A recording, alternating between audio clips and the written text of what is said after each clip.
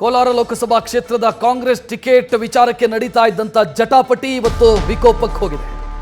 ಮುನಿಯಪ್ಪ ಅವರ ಅಳಿಯನಿಗೆ ಟಿಕೆಟ್ ಕೊಡ್ತಾರೆ ಅನ್ನೋದು ಗೊತ್ತಾಗ್ತಾ ಇದ್ದಂತೆ ಶಾಸಕರು ಸಿಡಿದೆದ್ದಿದ್ದಾರೆ, ರಾಜೀನಾಮೆ ಕೊಡೋದಕ್ಕೆ ಮುಂದಾಗಿದ್ದಾರೆ. ಈ ಮಧ್ಯೆ ಸಚಿವ ಭೈರತಿ ಸುರೇಶ್ ಮತ್ತು ಶಾಸಕ ಪ್ರದೀಪ್ ಈಶ್ವರ್ ವಿಧಾನಸೌಧಕ್ಕೆ ಆಗಮಿಸಿದ್ದಾರೆ.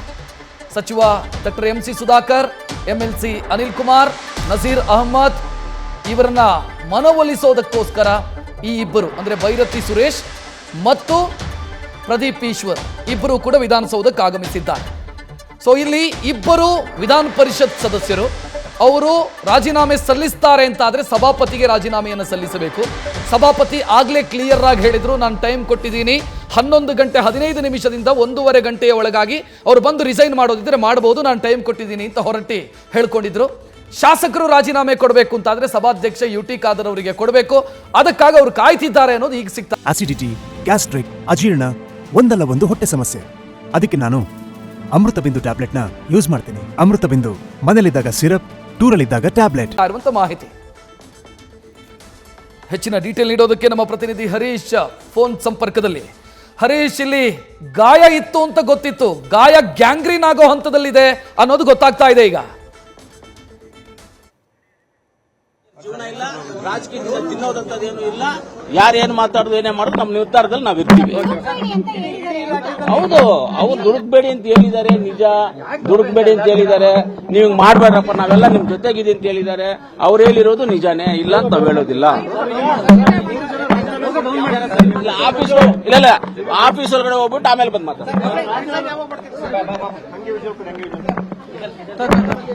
ರಿಪಬ್ಲಿಕ್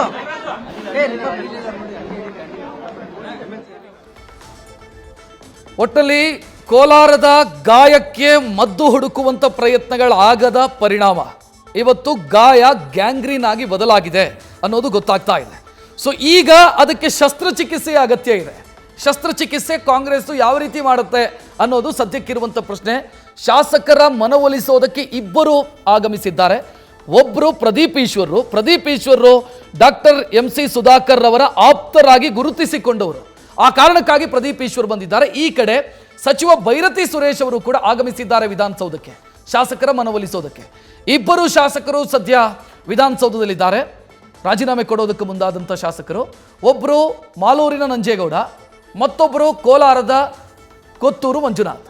ಈ ಇಬ್ಬರು ಕೂಡ ರಾಜೀನಾಮೆ ಕೊಡ್ತೀವಿ ಅಂತ ಮುಂದಾದಂಥ ಶಾಸಕರು. ಮತ್ತೊಬ್ಬರು ಡಾಕ್ಟರ್ ಎಂಸಿ ಸುಧಾಕರ್. ಸೊ ಈ ಮೂವರು ಶಾಸಕರು, ಇಬ್ಬರು ವಿಧಾನ ಪರಿಷತ್ ಸದಸ್ಯರು.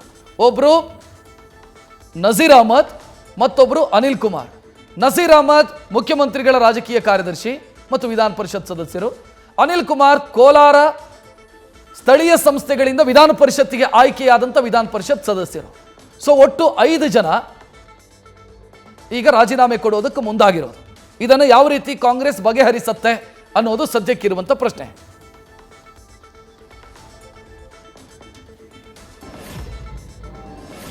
ಶಾಸಕರು ಕೊಡ್ತಾ ಇರುವಂತ ಕಾರಣ ಇಷ್ಟೇ, ಮುನಿಯಪ್ಪ ಅವರ ರಾಜಕಾರಣ ಏನಿದೆ ಅದು ನಮ್ಮನ್ನ ಡ್ಯಾಮೇಜ್ ಮಾಡಿದೆ, ಅಥವಾ ನಾವು ಸಾಕಷ್ಟು ಅನುಭವಿಸಿದ್ದೀವಿ ಮುನಿಯಪ್ಪ ಅವರ ರಾಜಕಾರಣದ ಕಾರಣಕ್ಕಾಗಿ, ಅಥವಾ ನಾವು ಬಲಿಪಶುಗಳು ಅವರ ರಾಜಕೀಯಕ್ಕಾಗಿ ಅನ್ನೋದು ಶಾಸಕರೇ ಹೇಳ್ತಾ ಇರೋದು.